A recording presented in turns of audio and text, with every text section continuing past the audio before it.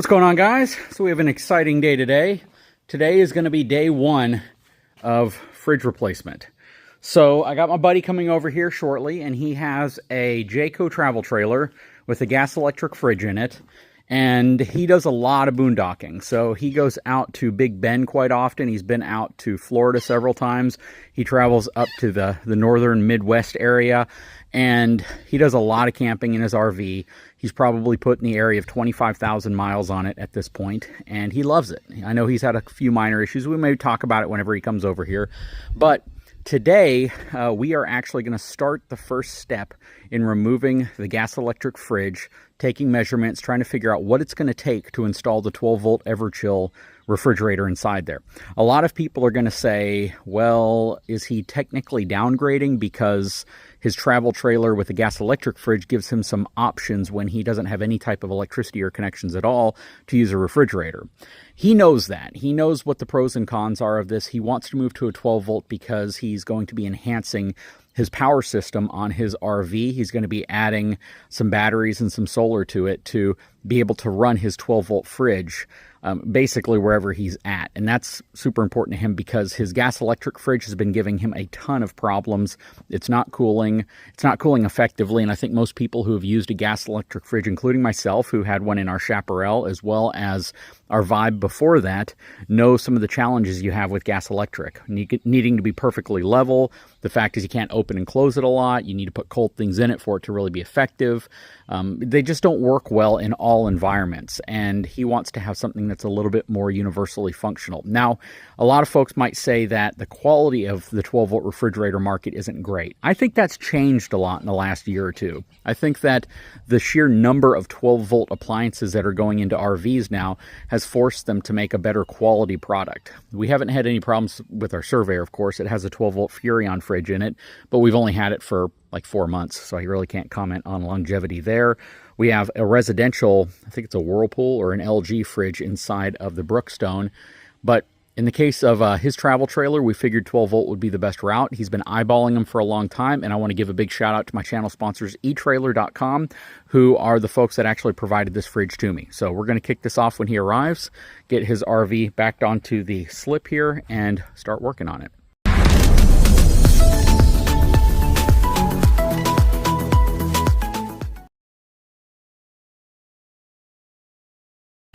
Okay, so I got my buddy here. He's got his brand new 2024 2500 HD Z71. This is the guy that had the RAM that we put the upgraded Uconnect system in.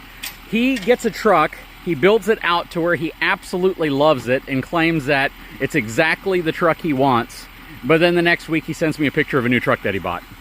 And it's usually a different brand. And this guy bounces back and forth between Ram and Chevy like I've never seen before. Anyways, this is a really pretty truck. Got that Duramax diesel Z71. I don't think he really needs weight distribution on this thing anymore. It towed without any squat at all. It was actually still a bit of a rake to it. And Chevy's kind of known for not giving you much squat whenever you put a bunch of weight in the back. And I think a lot of people appreciate that. But yeah, his trailer and rig were set up perfectly level, so he might be able to graduate from a weight distribution hitch with this truck to just a standard drop hitch. We might have to get him set up with the right drop hitch. That said, he's got his Jayco J-Feather right here. He basically moved from an R-Pod to a Surveyor and then to this. But this is the 24BH. We did a full tour of this thing when he got it, and he has traveled a lot in this unit. This is one of those folks that got into the RV lifestyle claiming to want to spend time with the family, build memories, all that stuff, and completely is stuck in the RV lifestyle like most of us do, and he travels all over the place. And we'll get a quick interview from him to see what he thinks of it. You know, a lot of folks have differing opinions on the quality of RV when you use them for a long period of time, and we'll definitely get his take.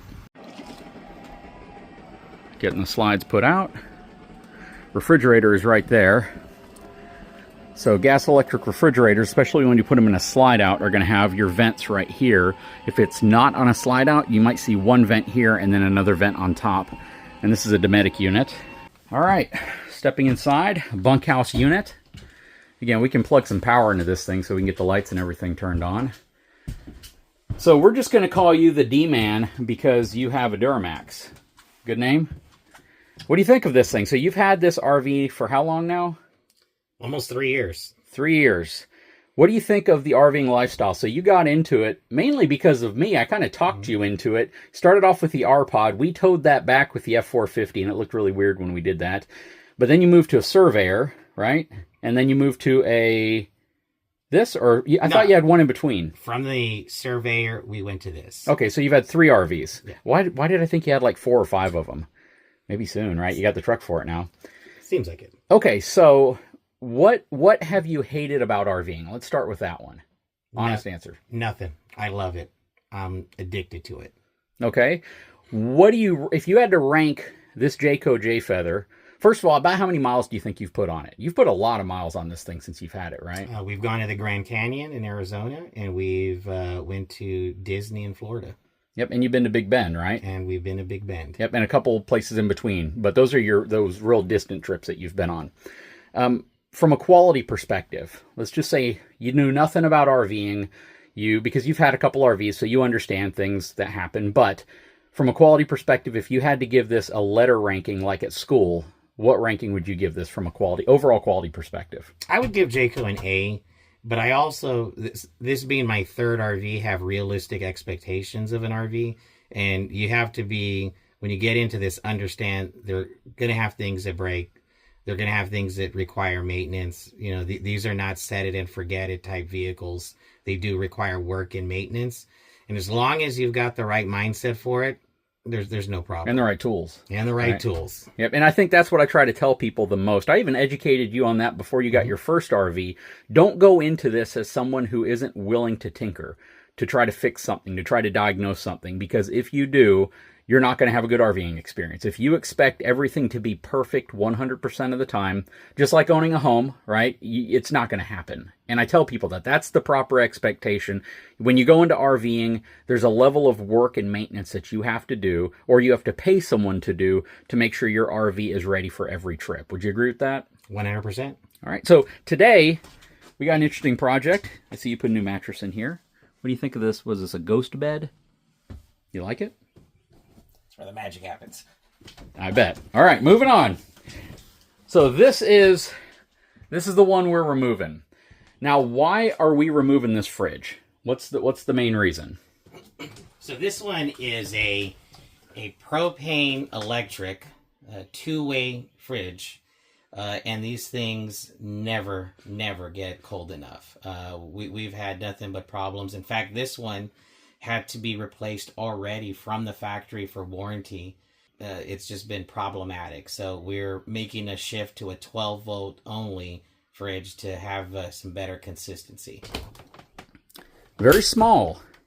This fridge is actually very, very small. It's a tiny fridge. What I like about what we're looking at here is the use of space on the side. So this is the slide-out wall right here. This whole area is what we technically have to work with. And once we get into the back of the fridge, we'll see how much space we actually have on each side. But we're going to take some measurements real quick. We're going to get in the back, and we're going to see if the fridge that we'll be installing will actually fit in here. And I guess a good idea would be to show you the fridge that we'll be putting in here. So let's go ahead and hop over to that. Okay, so this is the fridge that's going in. And this is an Everchill 10.5 cubic foot refrigerator. Just look how much larger this is. This fridge is huge, or at least compared to what he has in there.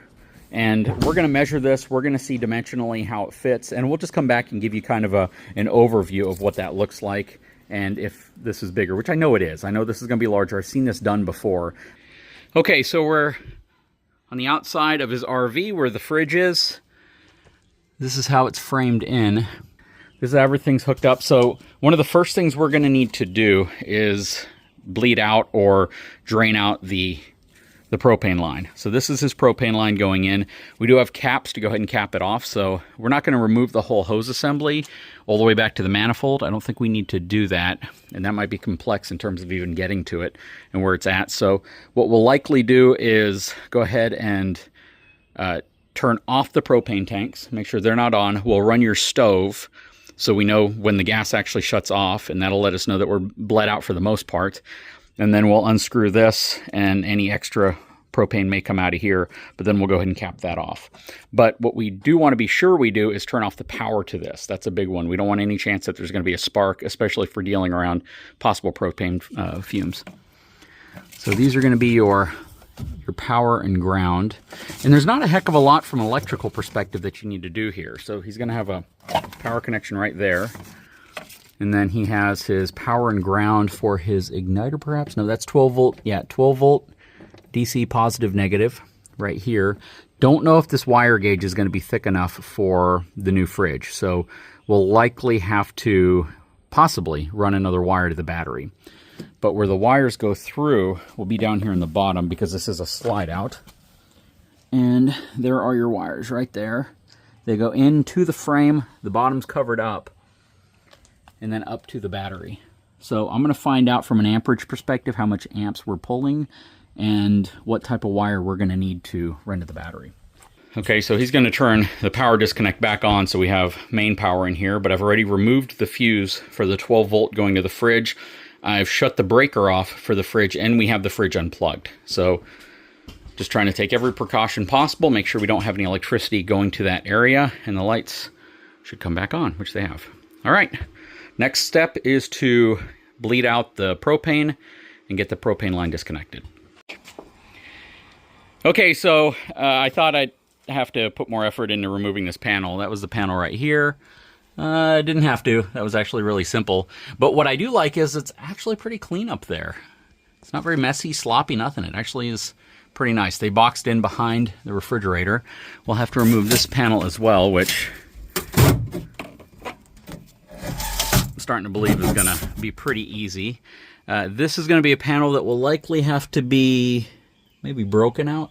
Doesn't really matter because we're not going to use it anymore, but it just conceals and covers up the back of the refrigerator, and it's super, super thin wood. It's just a trim panel. Let's see here. Lots of room beside the fridge. This actually makes things a lot easier because we're not having to deconstruct a lot, and these panels are never really seen by most folks. You don't really have to access them unless you're going to remove the fridge. So even though they're not, you know, super, super held in place with screws and such, they do a pretty decent job of doing what they're supposed to do, and that's just to cover up this area. That said, I think this one's going to be pretty dang easy to get down as soon as we figure exactly how it's attached at the top corners. But I think at this point we can go ahead and remove our propane connection here and then take that screw out.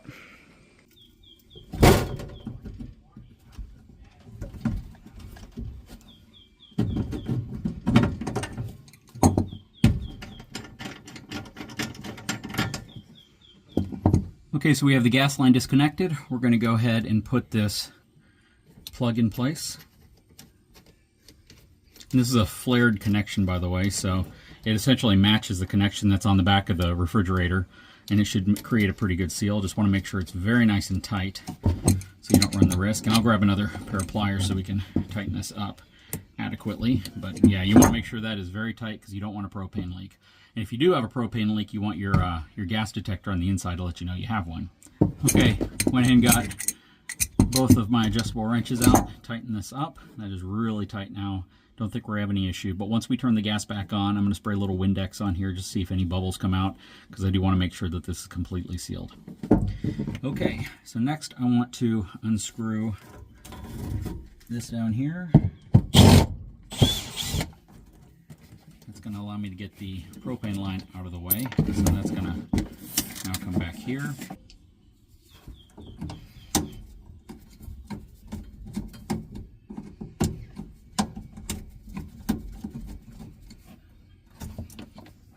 There we go. I'm going to check that real quick just to make sure we don't have a hot 12 volt lead right here. Okay, testing my connection here. Nothing going on. That's good. All right, so we have no power. Don't have any chance of sparking anything, creating any type of an electrical issue here. Not that it really matters because we have the gas disconnected and we have it plugged. So it's just precautionary stuff. The last thing I want to do is short out a wire on something that's grounded. So we have that disconnected. We have our power cable disconnected. This fridge is completely disconnected now. All we have to do is start removing the fasteners. from back here, I see one under here, and then I see another one right over here. So we're gonna get those taken off. Tuck that in here so I don't have to deal with that anymore. And I'm gonna tuck my power cable right here. Here we go. Let's get some fasteners removed.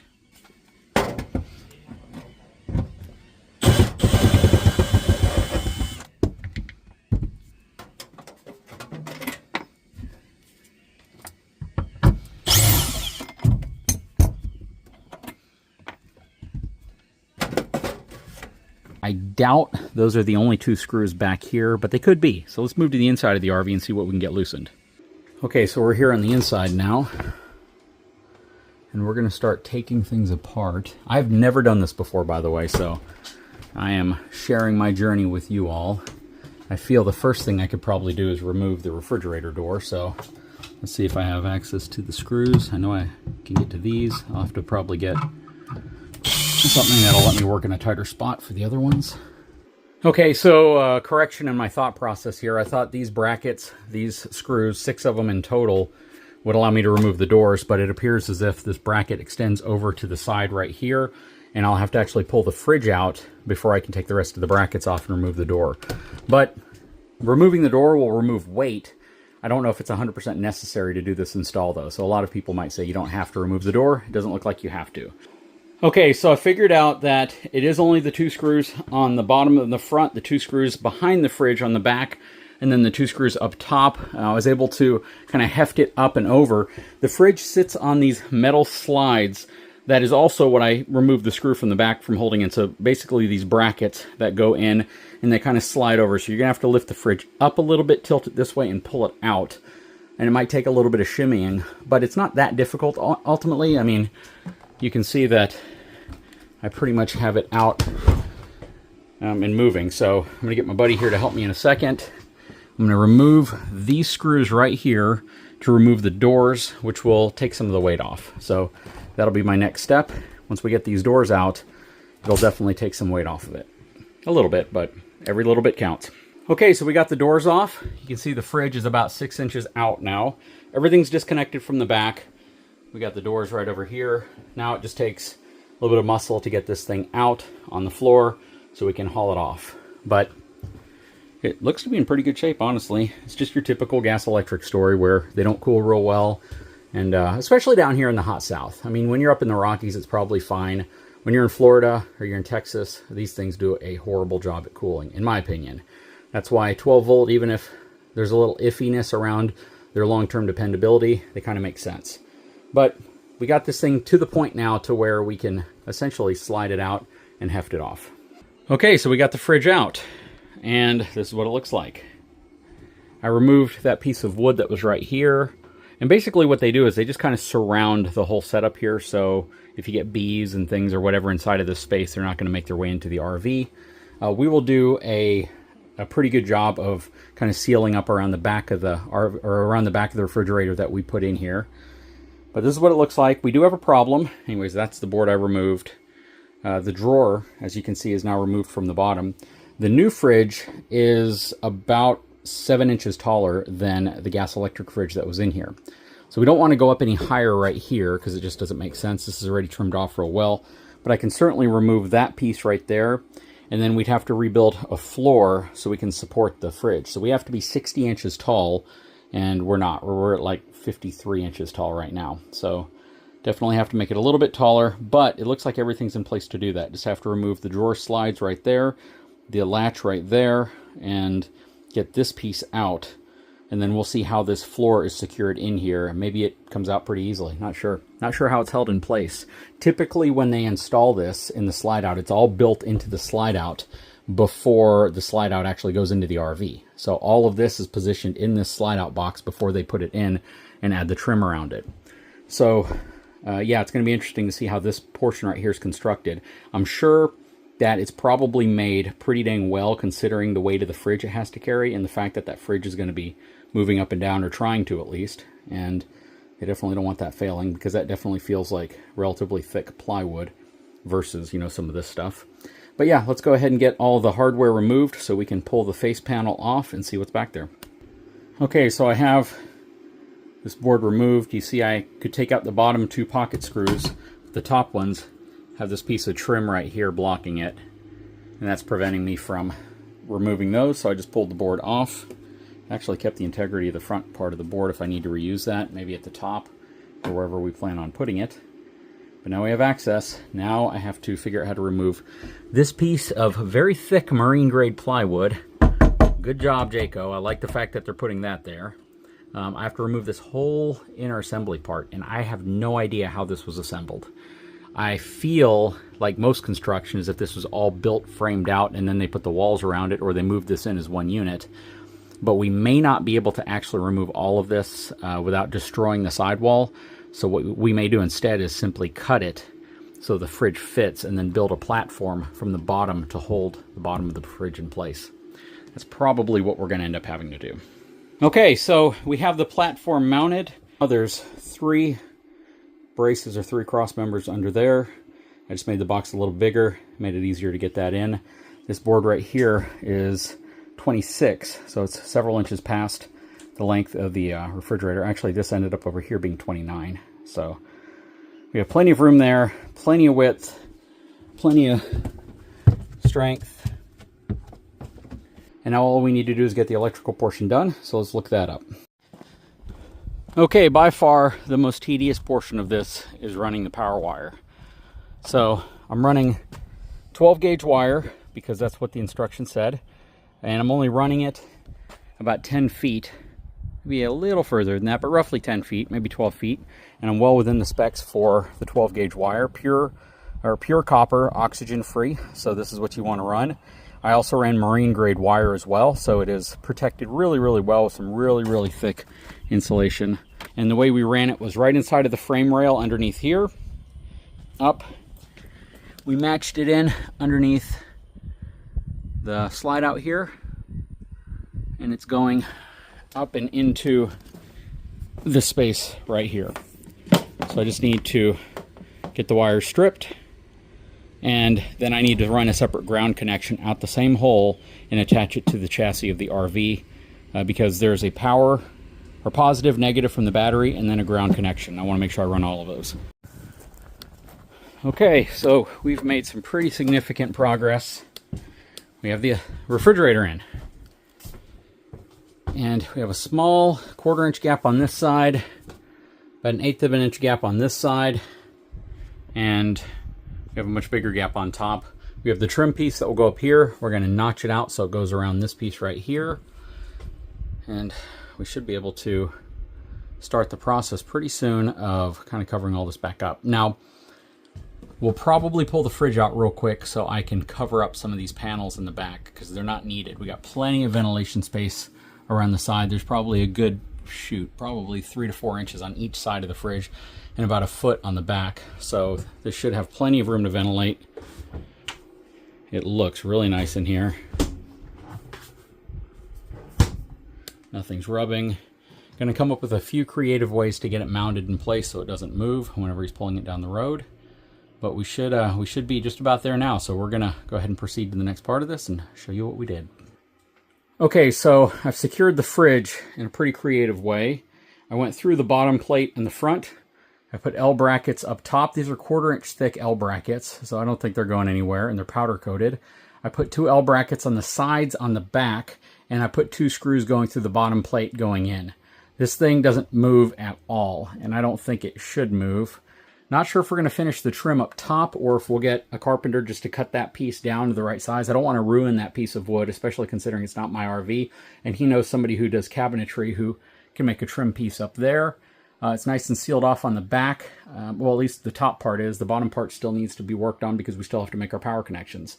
But we are approaching the finish line.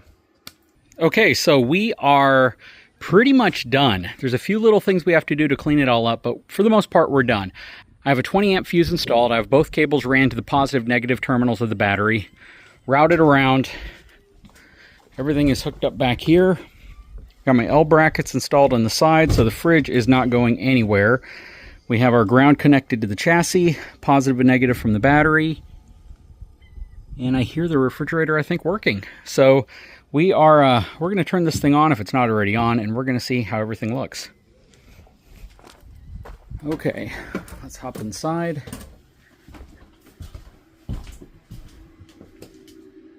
I hear it working, I think. Let's see.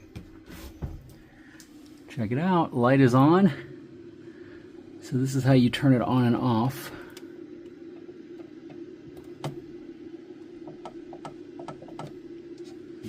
And if you want to turn it off, you can just hold this for 10 seconds. All right, now it is off. So to turn it on, just hold that button for 10 seconds. There we go. We have our 5 cool settings. You know, I can actually have him come in here now and start unwrapping his refrigerator. It is set. Okay, so we are all done. We have the refrigerator braced. I had D-Man come in here and check out how well it was in there. Did you feel pretty confident that it wasn't going to move? That thing is solid as a rock. Very good, just like your truck, right? Just like my truck. So we are done. He's going to have a trim guy he knows trim this off really well. That's the only reason why it's open, but this fridge is not moving. I have it braced up there, I have it braced in the back, braced in the bottom, braced on the front. This thing is not going anywhere. It is currently on and cooling. We got the little thermometer in here, so very, very cool. Literally, no pun intended. Some pun intended. So we are going to close it up right now just to see what our clearances look like. I don't think we'll have any problem at all. Need to grease some slides, my friend.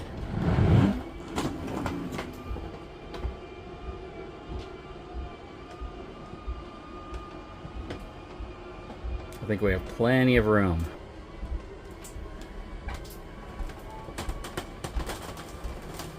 And there we go. It's a beautiful thing. Hey, you can still reach for a cold one, man. Freezer's getting nice and cold. Bet your gas electric wasn't working that well that quick. Very cool. Well, guys, I sure hope you enjoyed this video. I'll give you all a follow-up, let you know how this thing works for him. But so far, I can tell he is super, super excited. We already loaded up his old gas electric Dometic in the bed of his truck, and he is ready to rock and roll with this thing. Just needs to get the top trimmed off a little bit. And he's also going to have his trim guy going from the back over here and kind of cover up some of the little gaps that we couldn't get to. Mainly because that's an excellent area for you to leak cold air or get hot air in if you are out camping and you want to try to get this thing as buttoned up as possible. Anyways, guys, I will throw a link in the description of this video if this is something you're interested in. Everchill refrigerator sent to me by my channel sponsor, etrailer.com. I'll put a link in the description. Guys, if you haven't had a chance, please take a moment, subscribe to the channel, give me a thumbs up. We'll talk to you again very soon.